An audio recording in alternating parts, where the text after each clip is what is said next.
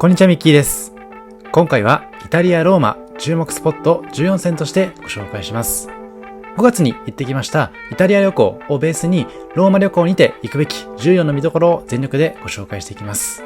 今回の旅では丸1週間イタリアを周遊し、ローマ以外にもフィレンツェ、ベネチア、ミラノを訪れていますので、他の観光地も気になる方はチャンネル登録の上、次の特集も楽しみにしてください。さて、そんな企画の第1弾、ローマですけれども、イタリアの首都で約3000年にわたって芸術、建築、文化の面で世界に影響を与え続けている広大な国際都市。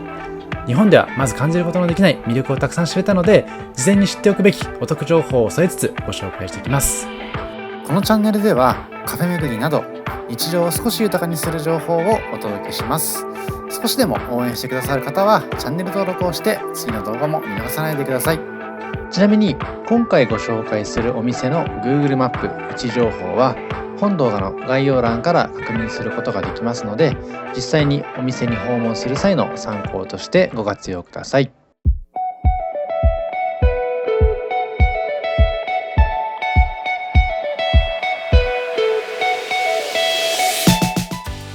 まず今回の旅は自宅から羽田空港まで GO タクシーで移動するところからスタート。東京23区および武蔵野市、三鷹市に住んでいる場合は空港定額料金にて9400円で移動可能。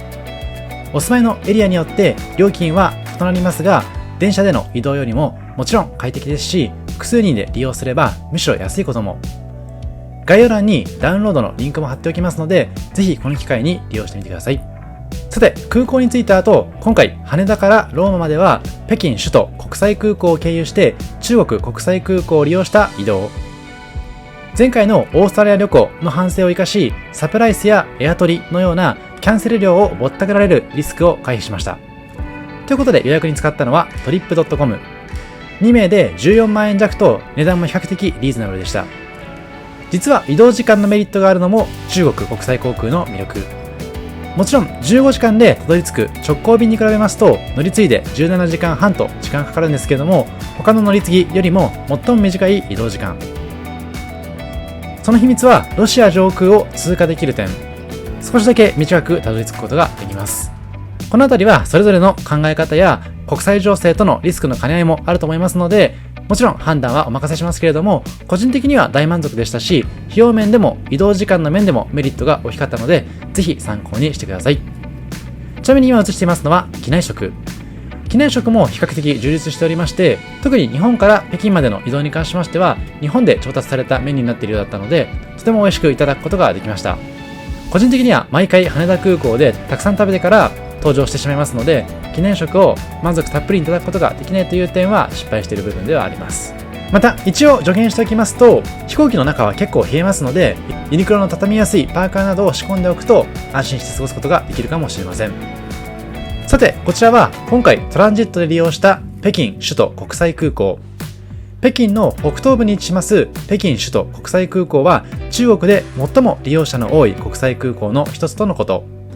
首都空港や北京空港とも呼ばれていまして、中国国内の航空会社にとっても最も重要なハブ空港です。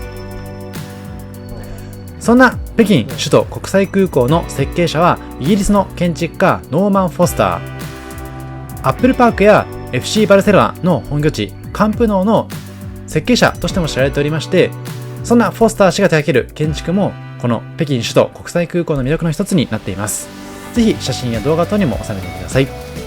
今回トランジットは2時間半だったんですけども、意外と時間がありませんでした。また空港には Wi-Fi も通ってるんですけども、 Wi-Fi の発行時にはパスポートをかざす専用の機械がありますので、 Wi-Fi をご利用の際は機械を探していただいた上で接続してください。そしてたどり着いたのがこちらのレオナルド・ダ・ヴィンチ国際空港です。さて、ここで海外旅行保険についてご紹介します。海外旅行保険は個人的にエポスカードで付帯することをお勧めしています。おすすめのポイントは何といっても保険適用条件が簡単であるところ。パッケージツアーはもちろんのこと、航空券を購入したり、空港に向かうまでの電車、バス、タクシー代、いずれかの一つの支払いをエポスカードで行うだけで海外旅行保険が付帯されます。この手軽さがおすすめなので、まだお持ちでない方はぜひこの機会にカードに契約してみることをお勧めします。本動画の概要欄にも載せていきますので、ぜひチェックしてみてください。ちなみに私が普段使っているのはビューカードと楽天カードなんですけども、まずはビューカードについて、こちらも結構お手軽になっています。と言いますのも、ビューカードでチャージしたスイカで空港まで移動することでも保険が適用されます。またツアー料金の支払いでも適用されます。ただ先ほどご紹介した航空券の購入は適用外なので、そちらはエポスカードの方が利点があるかなと思います。そしてもう一つ使っています楽天カードですけれども、こちらはツアー以外の支払いは適用されずに、例えばツアー申し込み忘れた場合に、エポスカードやビューカードに関しましては空港まで移動するだけで適用されるんですけれども、残念ながら楽天カードはツアー以外の支払いでは適用されませんので、そこがお勧めしていないポイントになっています。さて、レオナルド・ダ・ヴィンチ国際空港に着いた後は、ローマ市内まで Uber にて移動。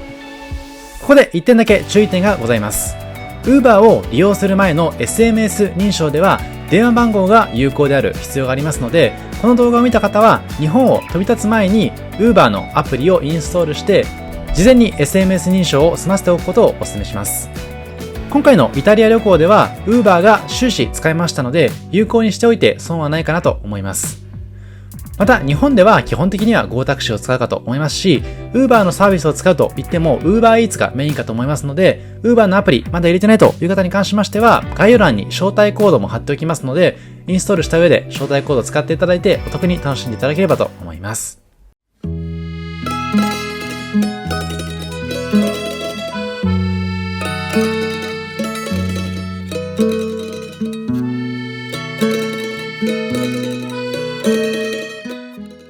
さて、その Uber での移動の後、たどり着きましたのは、こちら、ローマのリバーパレスホテル。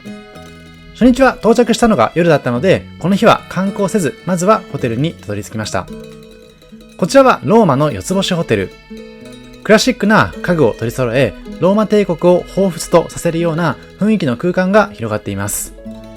ローマのホテルで調べますと、テルミニ駅というところの周辺のホテルが多くヒットするんですけども、テルミニ駅周辺はスリが多発する治安が悪いことで有名なエリアになっていますので、なるべく避けることをお勧めします。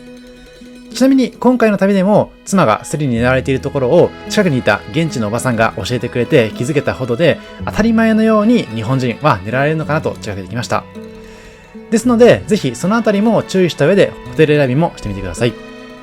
またホテル内には開放的な中庭や食べ物や飲み物を備えたミニバーもありまして、滞在中も十分に満喫できるような空間になっています。実はこちらにあります中庭はミケランジェロコートと呼ばれている中庭。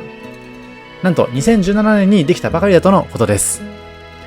12の新しい2階建ての部屋が作られているとのことで、今回泊まった部屋もその一部だと思います。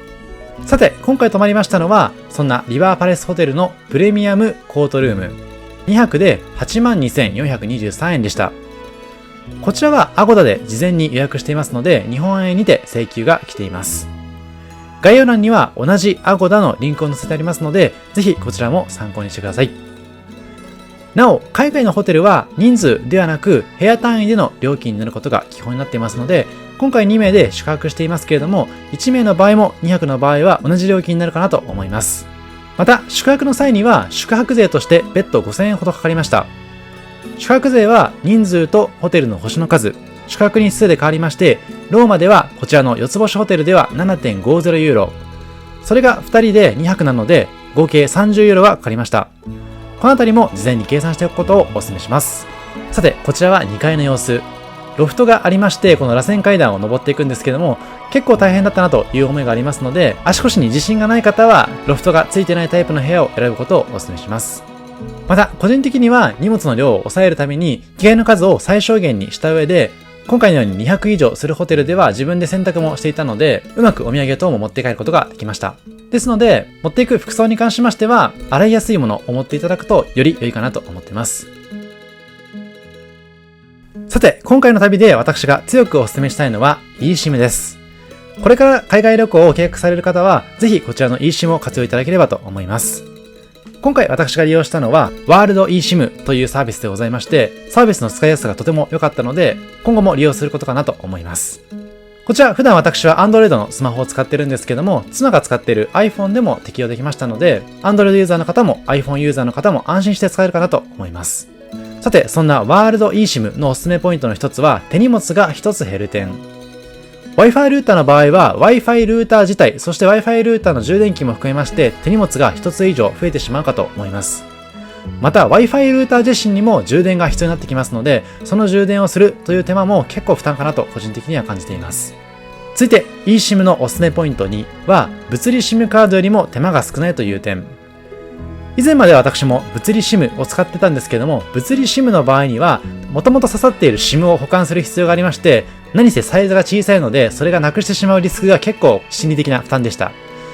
さらに SIM ピンを忘れてしまいますと SIM カードを取り出せないというトラブルにもなってしまいますので、そこの気を使わないという点だけでも結構おすすめでした。そしておすすめポイントの3、こちらは現地でも即開通ができるという点です。物理 SIM の場合には事前に購入して届くまで時間がありますし、その物理 SIM を忘れてしまいますと通信ができないというリスクもあるんですが、この eSIM の場合には現地で Wi-Fi につないだ上で先ほどのワールド eSIM のアプリを落としていただいて購入することですぐに使えますので、事前に物理 SIM を買う必要もありませんし、空港で Wi-Fi を借りる必要がないという点でもとてもおすすめです。ということで個人的にはワールド eSIM をおすすめしているんですけども、価格の比較も今回行ってみました。今回は私イタリア7日間の中で 10GB を使う想定でご紹介しています。普段私は 20GB を1ヶ月で使っていますので、むしろ14日間あっても 10GB ぐらいで収まるかなと思います。実際に今回イタリア周遊の中では 5GB を少し上回るくらいで収まっていました。さてまずご紹介しますのはワールド eSIM。こちらは2590円で 10GB そして30日間使えるプランでございました。また今回私は使わなかったんですけども、2つ目のおすすめは ahamo です。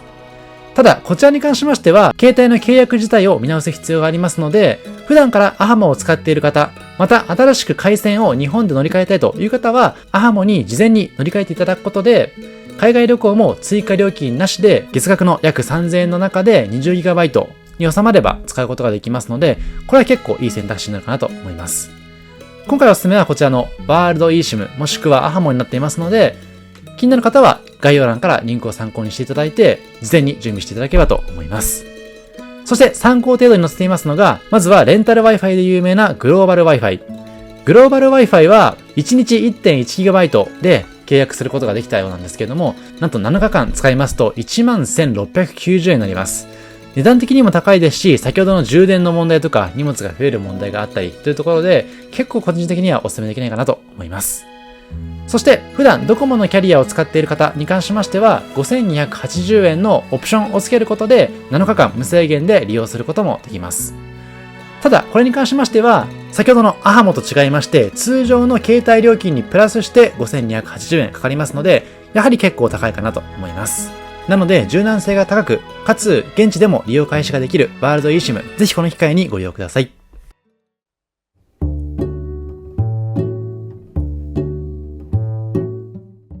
さて、ここからはローマの魅力を全力でご紹介していきます。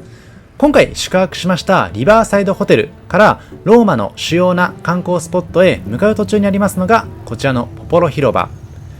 紀元前220年頃に広場として確立したポポロ広場。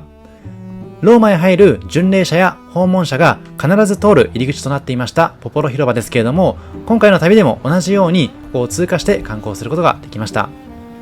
かつてはミケランジェロやダヴィンチ、ラファエロもくぐったと言われますポポロ門を同じくくぐってみてください。実は名作映画ローマの休日のタイトルバックにも登場していますポポロ広場。もしかすると見覚えがある方もいるかもしれません。さて、ここからはローマの街並みを見ながら少しローマの治安についてご紹介します。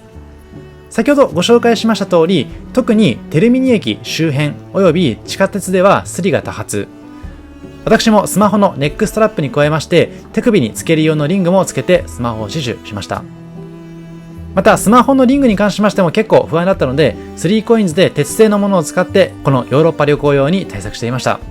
また今回撮影に使っていますのはいつもカフェ巡りで使っています DJI Osmo Pocket 3になってるんですけども、そちらのカメラにもストラップをつけた上でさらにそのストラップをバッグの紐に巻きつけてスリ対策をしていました。実は冒頭の中国国際航空の映像の中でもそのストラップを巻きつけている様子映していますので、よかったらそちらも参考にしていただければと思います。もちろんこれまでにご紹介したベトナムやオーストラリアと比べるとリスクが高いんですけれども、暴力などがあるわけではなくて軽犯罪に注意なので、困ったら周りの方に助けを求めるのも良さそうです。そしてこちらはマルクス・アウレリウスの記念柱。自省録を書いたことで有名で、ストア派の哲学者としても知られています皇帝マルクス。ストイックの語源となっていますストア派の哲学を事前に知っておくとより楽しめるかもしれません。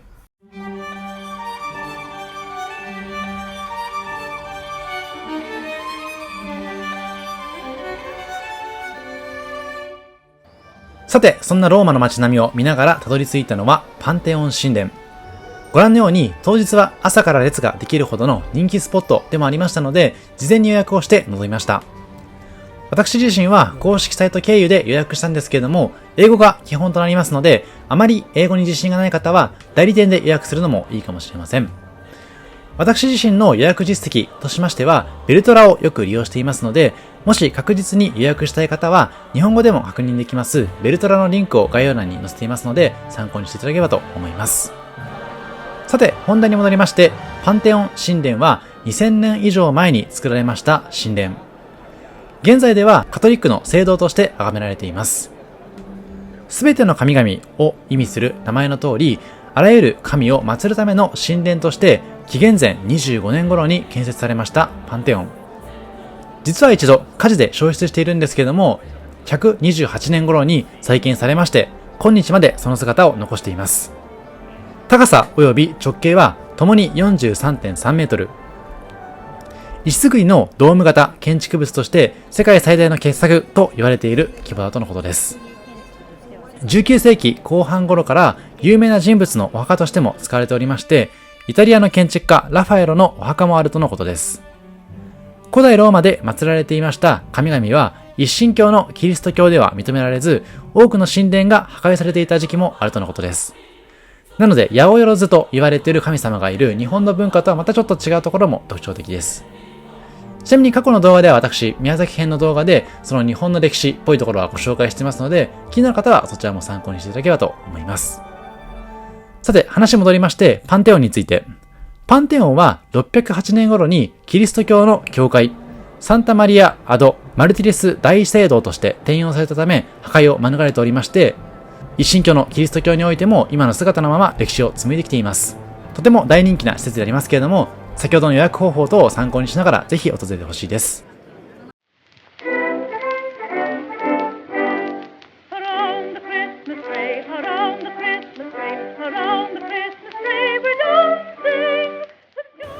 さて、ここからは注目のスポットを一気にご紹介していきます。まずはトレビの泉。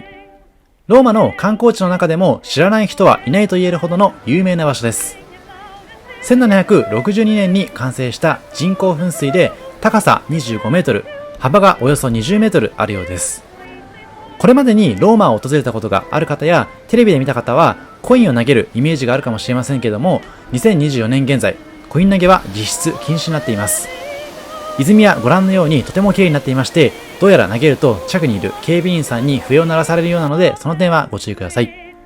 もちろん写真は撮れますので、コインを投げることなく、その景色と写真で楽しんでいただければと思います。続いては、アトリウム・リベルタティスのご紹介です。今回この後、トレビの泉から真実の口へ移動していくんですけれども、たまたま見つけて特徴的だったので映像に収めました。こちらは古代ローマの記念碑でありまして、検閲官の文書保管所としての役割を担う場所とのこと。こちらの建物も紀元前212年頃からの歴史がありまして、今回施設内には入っておらず、そもそも施設内に入れるかすら不明なんですけれども、数多くの芸術作品もあるとのことなので、とても気になりました。続いてご紹介しますのは真実の口。真実の口自体は一瞬なんですけれども、今映している映像はそこにたどり着くまでの様々なローマの街並みになっています。1631年からサンタマリア・イン・コスメディン教会の正面廊下の奥、外壁に飾られているのが有名な真実の口。真実の口の正体は古代ローマ時代に使われていましたマンホールの蓋とのこと。モデルは海の神、オケアノスでございます。真実の口の場所は営業時間が9時半から17時45分までになっていまして、入場料は無料。実は寄付金を入れる箱があったようなんですけども、気づくことができず、人の流れに乗って写真撮影の流れになりました。今映しています映像がそのサンタマリア・イン・コスメディン教会です。写真撮影に関しましては係の方がいますので、スマホで数枚撮ってもらう形になります。ちなみに嘘や偽りの心を持っている人物が口の中に手を入れると噛み切られてしまうという伝説は12世紀の巡礼用ガイドブックにも記されていたとのこと。歴史も800年程度長いですけれども、その由来は未だに不明です。映画ローマの休日にて一気に有名になったとのことでございますので、事前にそちらを予習していただくのもいいかもしれません。そして真実の口で写真を撮った後は元々のメインでございますサンタマリア・イン・コスメディン教会の中もご覧ください。ローマにはたくさんの教会等がありますけれども、一つ一つゆっくりと心を落ち着けて楽しんでいただくのも個人的にはいい過ごし方なのかなとも思っています。そしてこちらはナボーナ広場。元は古代ローマ時代に作られましたドミティアヌス競技場という陸上競技場とのことで、17世紀に祝祭用の会場にする目的で改築されまして今の姿になっています。見どころは今映しています荘厳なサンタニエーゼ・イン・アゴーネ教会と、その前に立ちます4大河の噴水です。4大河と言いますのは世界4大河川でありますナイル川、ガンジス川、ドナウ川、ラプラタ川を擬人化したバロック彫刻とのこと。ご覧のように思った以上に圧巻です。そして広場のすぐ近くにスペイン大使館があることから名付けられましたこちらのスペイン広場。映画ローマの休日でオードリー・ヘプバーンがジェラートを食べているシーンで有名なんですけれども、実は現在条例によって階段での座り込みや飲食は禁止。トレビの泉同様を警官に注意されてしまいますので、そのあたりを気にしつつ名シーンの一部に溶け込んでみてください。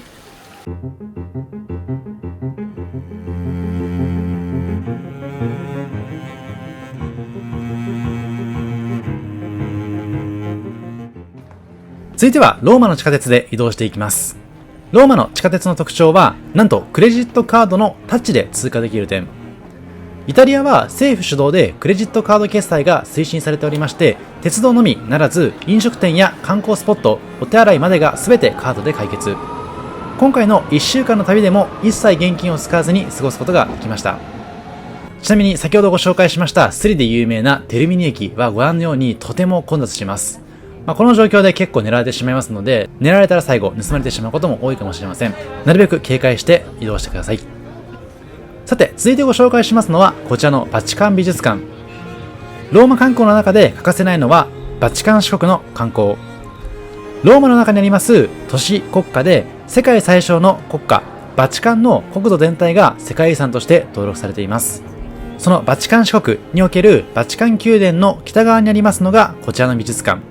観光という観点では美術館、図書館など20を超える施設の総称をバチカン美術館と呼んでおりまして、場合によってはバチカン宮殿、システィーナ礼拝堂を含めてバチカン美術館と呼んでいる場合もあります。おそらくチケットの購入時にシスティーナ礼拝堂だったりとかバチカン宮殿の入場券もついてくる点も関係してくるのかなと思います。さてそんなバチカン美術館はチケットの事前購入が必須。公式でも購入可能なんですけども、今回私はあえてクルークというサービスで購入しました。なぜかというと、とにかく行列ができますので、チケットを事前に購入しても入場までに時間がかかる、まるでディズニーランドのような仕組みだからです。クルークで購入しますと行列スキップチケットとして利用できますので、その点が今回あえてクルークで購入した理由になっています。この後の動画や先ほどのパンテオン神殿でも公式で購入することを私も基本とはしてるんですけども、公式のメリットは基本的には料金の面。それ以外に関しましては、今回のクルークだったりとか、先ほどのベルトラさんを使うことで日本語で予約できますので、安心して予約したい方、そして英語が不慣れな方は、やはりそちらのサイトを利用する方がいいのかもしれません。また、バチカン美術館に関しましては、先ほど言いました通り、優先入場ができますので、そこも魅力的な点です。さて、こちらのバチカン美術館、所蔵品の中心となっていますのは、ユリウス2世の彫刻コレクション。バチカン四国と言いますと、キリスト教最大宗派カトリックの総本山のイメージが強いかと思いますけれども、キリスト教美術以外にも古代ギリシャ、古代エジプトの膨大なコレクションで有名なので、だいぶじっくり見ることができます。平気で3時間ぐらいかかってしまいますので、その後のサンピエトロ大聖堂の上、つまりクーポラに登ることができなかったりという事態になってしまいますので、なるべくテンポよく巡っていただいて、サンピエトロ大聖堂の方も楽しめるといいのかなと思います。ちなみにバチカン美術館で一番印象的だったのはラオコーンの彫像。先ほど22分50秒あたりでご紹介していた彫像なんですけれども、ギリシャ神話の登場人物で、トロイアの神官だったラオコーンとその息子2人が海蛇に襲われている様子を切り取った彫像です。あとは美術館を出てすぐにありますシステーナ礼拝堂はぜひ見てほしいです。そちらに関しましては撮影が禁止になっていますので、今回映像にはないんですけれども、最後の審判と天井の絵はまさに圧巻です。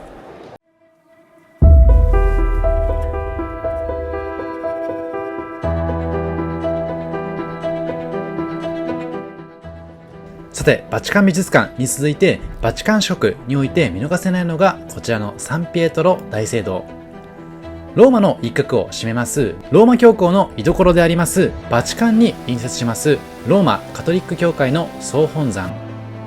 首都ペテロの墓所とされておりまして、コンスタンティヌス帝がそこに教会堂を建てられ、多くのキリスト教信者の礼拝者が訪れる聖地となったようです。ブラマンテが最初の設計にあたりまして、その後ラファエロ、ミケランジェロなどルネサンス時代の芸術家がその設計や建設、壁画の制作に関わったとのことです。文字通りルネサンス様式の代表的な建造物となっています。個人的には映画天使と悪魔の舞台となっていたこともありまして、当時ダヴィンチコードと合わせてハマっていたので、記憶が呼び起こされるような感覚で感動しました。行きの航空機の中ではローマの休日と合わせて天使と悪魔を見ることで気分を高めておくことも良さそうかもしれません。また先ほどご紹介しました通り、クーポラに登られる場合は入場の締め切りがございますのでご注意いただきたいです。4月から9月までは17時まで、10月から3月までは16時までになっていますので、このタイミングを逃してしまうと入場することができないかもしれません。また日曜日はミサになっていますので入場することができません。その点も含めて計画してください。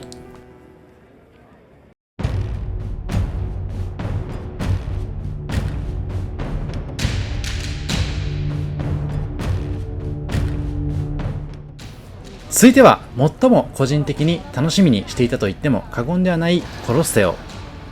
これぞ世界中どこへ行っても見れないような唯一無二の見た目をしており、テンションが上がりました。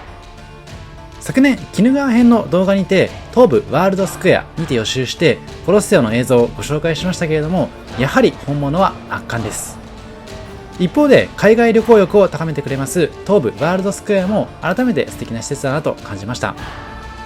コロッセオはローマを代表する観光地の一つで、巨大円形闘技場として2000年ほど前に建設されています。もちろん世界遺産にも登録されていまして、連日観光客で溢れています。人気の施設でありますので、こちらももちろん予約必須。私は公式サイトで予約しましたけれども、先ほどのパンテオン神殿にてご紹介した通り、ベルトラで予約するのも一つの選択肢になりますので、英語での購入が不安な方は概要欄からチェックしてください。なお、公式の場合もベルトラの場合もコロッセオとこの後ご紹介しますフォロ・ロマーノとパラティーノの丘の入場チケットがセットになっていますので、訪れる際には全てを旅の計画に組み入れてください。改めてローマのシンボルでありますこちらのコロッセオ、古代ローマの市民を熱狂させた巨大な円形闘技場なんですけれども、剣闘士とライオン、ワニといった猛獣、剣闘士同士の熱い戦いが日々繰り広げられていた場所です。欠損している部分もあるんですけれども、石造りの立派な外壁や古典建築の装飾、階級で細かく分けられていました観客席などが今も残っておりまして、オリンピックやワールドカップの原型はこの頃からすでにあったと考えるとなかなか感慨深いです。日本にいると様々なスタジアムを見ることができるかもしれませんけれども、こうした原型を知っていただくことでいろんな着想を得ることができるかと思いますし、階級ごとに分けられている席は座席のグレードを示しているような感じもあって、そういったところも面白かったかなと思っています。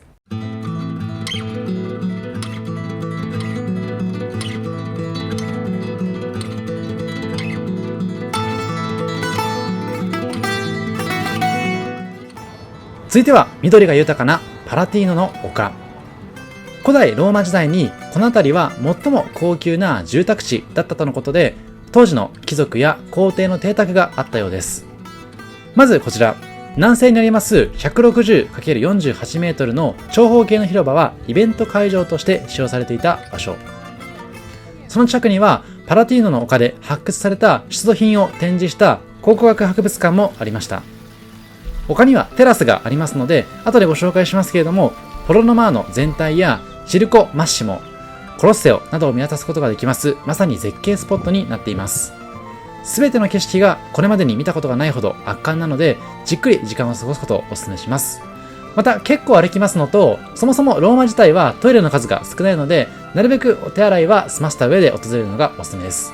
この日もわずかなお手洗いの中で結構行列ができていたし、そもそも天井も少なくて暑かったので、余裕を持って計画的に訪れつつ、暑さ対策また寒さ対策もしていただくことがおすすめかもしれません。とはいえ、ご覧のようにたくさんのフォトスポットがありますので、ぜひここで SNS のトップ画に使うようなアイコンを撮っていただいたりとか、記念となるような写真をたくさん撮っていただければと思っています。また、こちらのパラティーノの丘の中の一部には、アウグストゥスと妻が住んでいた家の遺構を見学することもできます。こちらがまさにその暮らしを想像することができるような遺構なんですけれども、日本の住居はどこか温かみを感じる一方で、古代ローマはなんか体が痛みそうな無機質な空間なのも面白かったかなと思っています。一方で頑丈さは石造りに軍配が上がりますので、そこも面白い見どころですよね。さて、ここからは歩いていきまして、フォロロマーノの映像です。ローマ時代の街の様子を伺い知ることができます世界遺産フォロロマーノ。フォロとは公共広場の意味でございまして、古代ローマの時代に歴代皇帝が権力を見せつけるために巨大な建造物を乱立させていたところから始まっています。現在でもこの遺跡の発掘作業が続けられているようでございまして、もしかすると新たな発見があるのかもしれません。この場所はまさに全ての道はローマに通ずの言葉が誕生したことでも有名な場所。イタリアの全ての道をローマに向けて整備を進めていたことがわかる場所で、現代のどの街づくりでも叶えられないような圧巻のスポットになっています。ですので、こちらフォロロマーノと先ほどのコロッセオ、そしてパラティーノの丘に関しましては、ローマ観光1日分使っていただいて計画するのもいいかもしれません。そんな約2000年前の古代ローマ遺跡フォロロマーノ。政治宗教の中心として栄えまして、才は投げられたの言葉で有名なユリウス・カエサルが演説をし、歴代皇帝たちが凱旋した場所でもあります。現在は基礎や柱の一部が残っている景色ですけれども、当時は巨大な石造りの神殿や凱旋門、下水道も整備されていたとのことです。2000年前でありながら高度な建築技術を持っていたことがわかります。また個人的に面白かったのは、このフォロロマーノの中にたくさん鳥がいまして、鳥の鳴き声がとても個性的でございました。観光をしつつ、日本にはいないようなたくさんの鳥を眺めながら過ごしていただくのもいいかもしれません。ちなみに、スター・ウォーズの作品に登場します帝国もローマ帝国をモデルにしているとの噂。作中にも議会がありまして、発展した文明が展開されているんですけども、有名なオープニングは、遠い昔、遥か彼方の銀河系でと出てくるように、昔と表現されています。2000年前から発展していたローマ帝国。そのあたりからも昔にとても栄えた文明があることを拡大解釈したスター・ウォーズのように様々な物語があったのかもしれません。あとは先ほどのパラティーノの丘と同様にフォロロマーノにもほとんど日陰がございませんので、帽子やサングラスをつけることをお勧めします。特にヨーロッパは日差しがとても強く、ヨーロッパの方々よりもアジア人である我々は日差しに強いと言われていますが、それでも目を保護した方がいいと最近では言われていますので、サングラス購入の上つけて訪れていただくのがいいかもしれません。あとは水分の補給も忘れないようにしてください。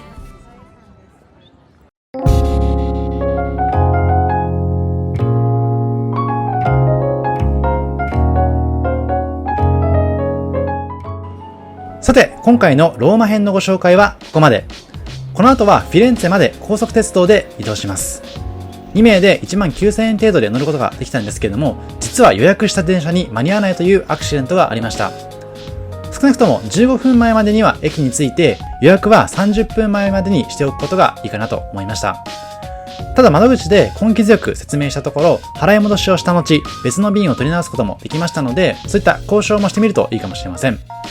以上、今回はイタリア・ローマ注目スポット14選ご紹介しました。今回天気もとても良かったので、行きたかった場所は全て訪れることができました。もちろん皆さんそれぞれの価値観の中で他にも行くところがあるのではないかなと思う方もいるかと思いますし、今回私の旅の中では唯一サンピエトロ大聖堂のクーポラを登ることができませんでしたので、皆さんはそちらも含めつつより楽しい旅行にしていただければと思います。また、今回の動画の中では、観光自体もそうなんですけども、観光の時の予約のコツだったりとか、eSIM の有効活用、他には海外旅行保険の組み方なんかもご紹介していますので、ぜひ動画をご自身の再生リストに追加していただくなどして、後から振り返れるようにしていただければと思います。簡易的にはなるんですけども、文章版も Yahoo さんのブログで載せていますので、そちらを参考にしていただくのもいいかもしれません。以上、ミッキーでした。ありがとうございました。